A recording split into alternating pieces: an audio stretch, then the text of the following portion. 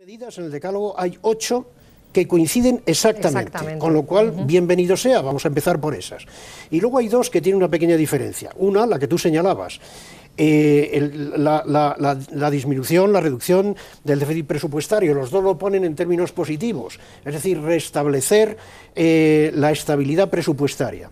La parte, el decálogo del Partido Popular, lo que dice es con reducción de gasto, que esto también lo dice la otra parte, pero siempre compatible con una reducción selectiva de algunos impuestos. Es esta frase de reducción selectiva de algunos impuestos, lo que no está en el papel del gobierno. Pero bueno, pues vamos a ver, o sea, de qué impuestos se habla y qué quiere decir selectiva y cuánta sería la reducción. Quiero decir que solo por esa frase no se puede decir que hay diferencias insalvables. Vamos a asentarnos porque eso es una frasecita que en los momentos actuales pues puede tener un sentido muy distinto de lo que pueda tener al año que viene. De manera que ahí la diferencia no es muy importante, ¿no?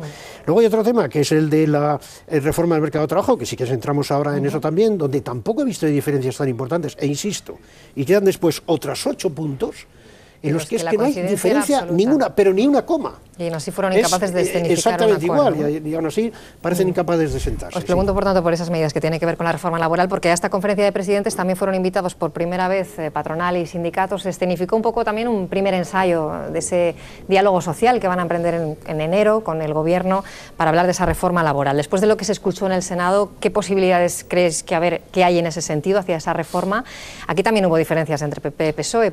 El Partido Popular parece más próximo a ese contrato de crisis que ofrece la patronal. El Gobierno dice que en ningún caso se va a abaratar el coste del despido.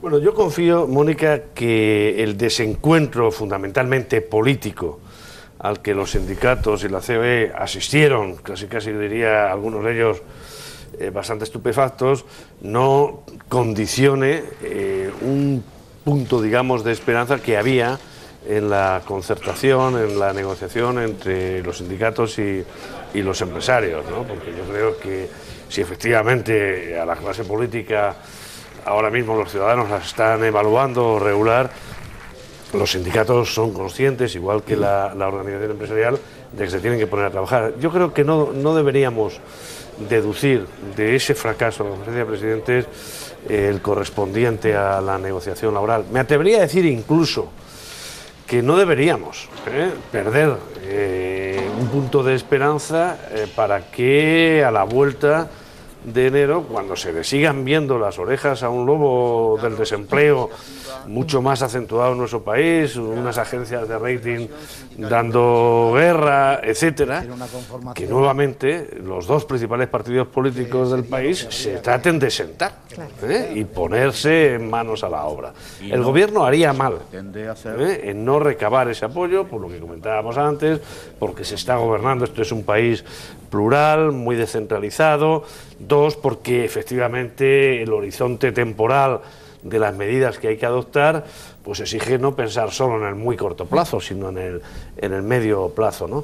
Pero yo no extrapolaría el mal resultado que hemos visto a lo que pueda pasar a la concertación laboral. Juan José, no sé si estás de acuerdo. No, claro que la concertación laboral puede ir por un sitio y este acuerdo político por otro, pero a mí me parece que si se consiguiera todo, es decir, un acuerdo político como el que se consiguió en su época con los pactos de la Moncloa, que probablemente fue un acuerdo, eso es verdad, mejor preparado que este, quiero decir, mucho más elaborado, con reuniones previas, con conversaciones previas, con documentos ya hechos, con una idea clara de cómo iban a ser las comisiones de trabajo. Todo esto a lo mejor esto es lo que ha faltado aquí, o parte de lo que ha faltado aquí.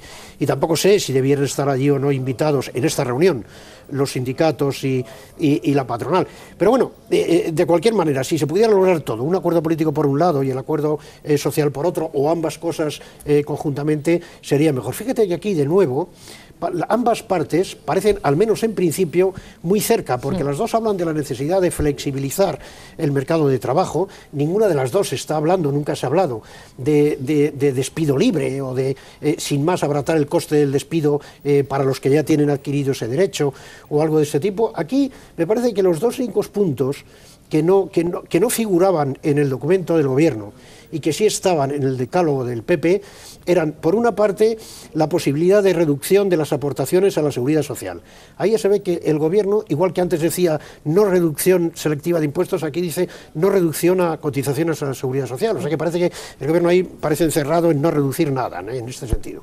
Y el otro, pero bueno, hay que sentarse y discutirlo. Y el otro punto era la reforma de la negociación colectiva, que esta es una frase que sí está en el documento del PP y que de pronto no aparece en el documento del gobierno. Como a mí me parece que de hablar a estas alturas todavía de reforma de la negociación colectiva puede querer decir muchas cosas y es bastante ambiguo, habría que ver cuáles son esas reformas de la negociación colectiva.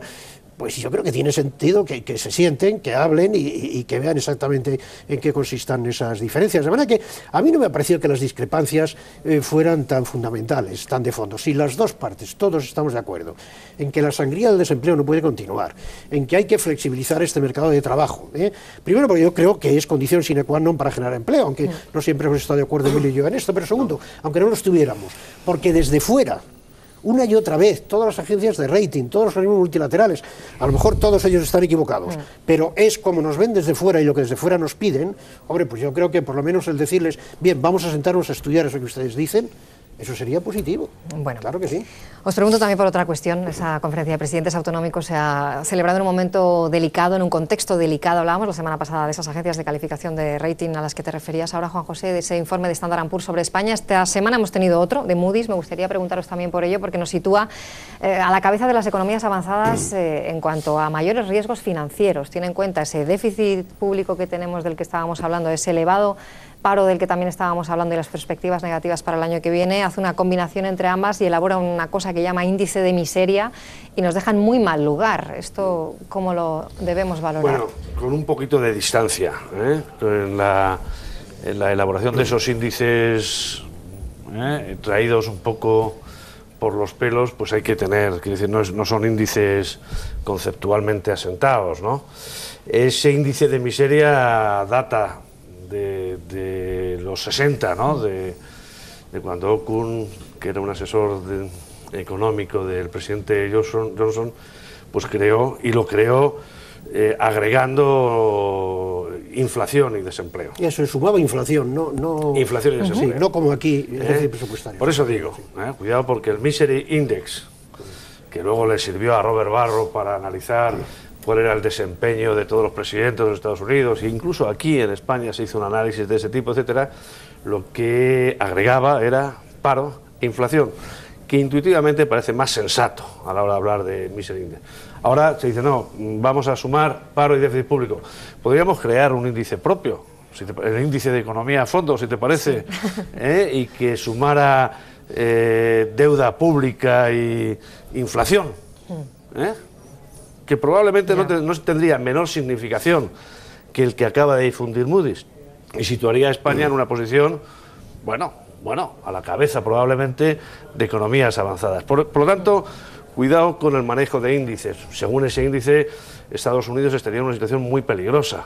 Pero además se da la paradoja de que según ese índice, Italia estaría mucho mejor que Alemania o que Francia, ¿no? Dicho esto, hombre, hay que tener en cuenta que efectivamente, lo comentábamos la semana pasada, la situación, las expectativas de financiación pública, de estabilidad de las finanzas públicas en nuestro país se han deteriorado como en la mayoría de los países, ¿no?